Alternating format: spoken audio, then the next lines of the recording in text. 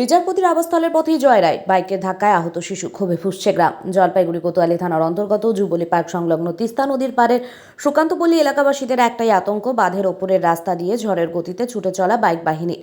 শনিবার বিকেলে সেই লাগামহীন গতিতে চলা এক বাইক চালক নিয়ন্ত্রণ হারিয়ে সজোরে ধাক্কা মারে পথ চলতি এক শিশুকে, এমনটাই অভিযোগ। মোটরসাইকেলের ধাক্কায় গুরুতর জখম হয় শিশুটি। উল্লেখ্য, এই তিস্তা বাঁধের প্রবেশের মুখেই রয়েছে কলকাতা হাইকোর্টের জলপাইগুড়ি সার্কিট বেঞ্চের বিচারপতির আবাসস্থল। স্থানীয় বাসিন্দাদের অভিযোগ, প্রতিদিন এইভাবে ঝড়ের গতিতে বাইক চালিয়ে প্রতিযোগিতা করে বেশ কিছু শহুরে ছেলে।